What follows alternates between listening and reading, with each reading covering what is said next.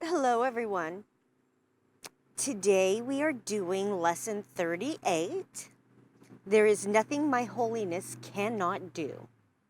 And if you all can see, we are out in nature today. We took everything to the park and we are trying a different video shot and energy with the little birds tweeting above us.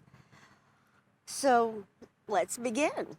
Oh, and I got a face on, a mask.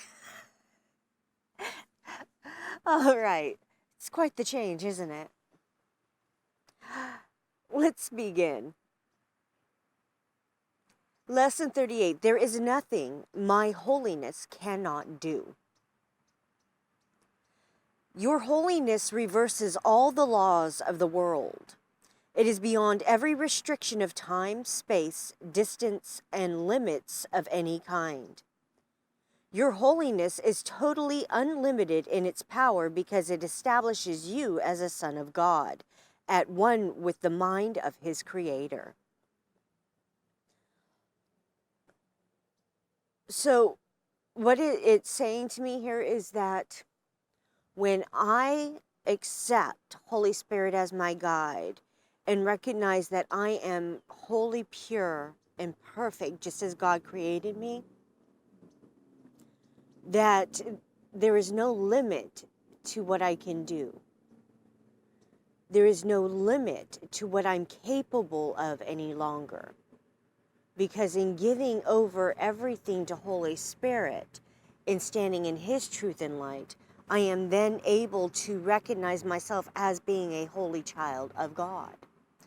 And that is putting myself in alignment with him for that purpose. I am aligning myself with my Creator in all ways. Alex?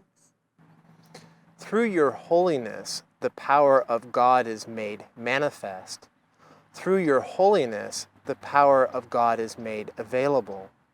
And there is nothing the power of God cannot do. Your holiness, then, can remove all pain, can end all sorrow, and can solve all problems. It can do so in connection with yourself and with everyone else. Anyone else. It is equal in its power to help anyone because it is equal in its power to save anyone.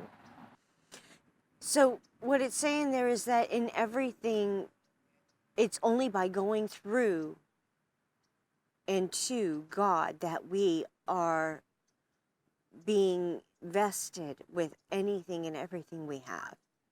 It's recognizing that everything comes through him. Doesn't come from anywhere else. It all comes from God. And when we deny God, we deny ourselves. Continuing on. If you are holy, so is everything God created. You are holy because all things he created are holy. And all things he created are holy because you are. In today's exercises, we will apply the power of your holiness to all problems, difficulties, or suffering in any form that you happen to think of in yourself or in someone else. We will make no distinctions because there are no distinctions.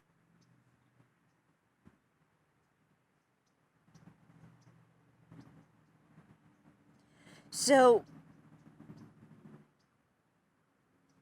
it's just as I was saying a few moments ago that when we recognize we are holy, we can't help but recognize the holiness of everyone else and everything else around us. And what this exercise is getting us to see is that we are holy. And everyone and everything around us is just as holy as we are. God only creates the perfect. He cannot create the imperfect. It is quite impossible. Yeah, the imperfect or the perfect can only pretend to be imperfect. There you go. All right, Alex? In the 4 longer practice periods, each preferably to last a full 5 minutes, repeat the idea for today, close your eyes, and then search your mind for any sense of loss or unhappiness of any kind as you see it. Try to make as little distinction as possible between a situation that is difficult for you and one that is difficult for someone else. Identify the situation specifically and also the name of the person concerned. Use this form in applying the idea for today. In the situation involving blank, in which I see myself, there is nothing that my holiness cannot do.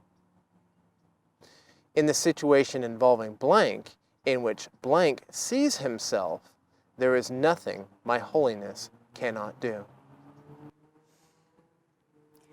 From time to time, you may want to vary this procedure and add some relevant thoughts of your own.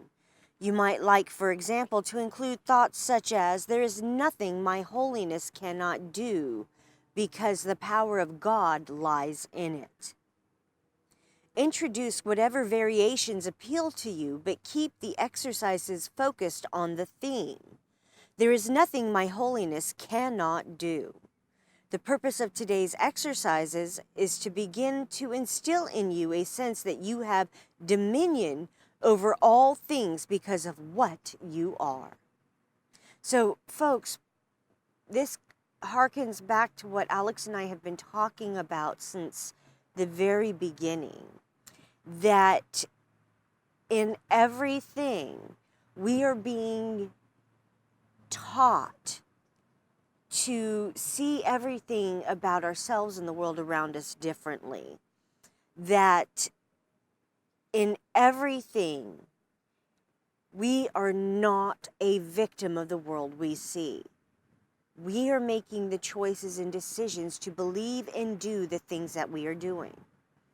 And it's only in doing this work and looking at everything that we are believing in to be true that we can correct our misperceptions.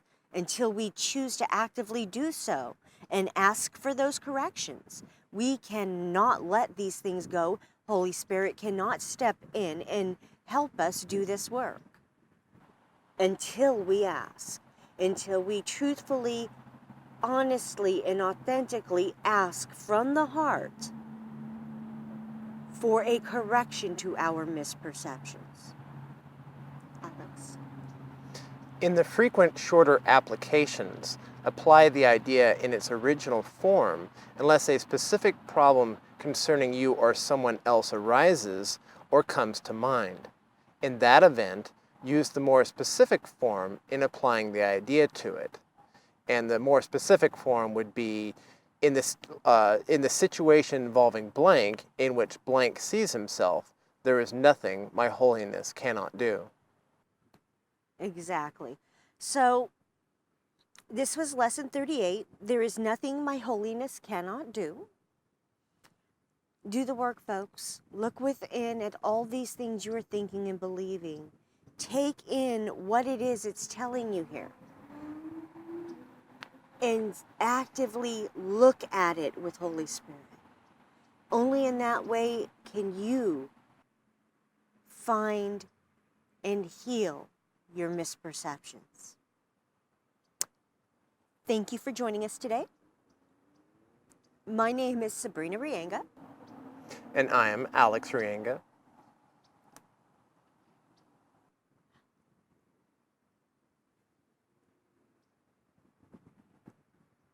Be honest and authentic, folks.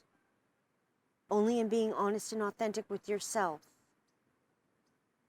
will the light be able to shine for you. You can't fake it, and you can't keep lying to yourself about any of it. It doesn't work. It will not work.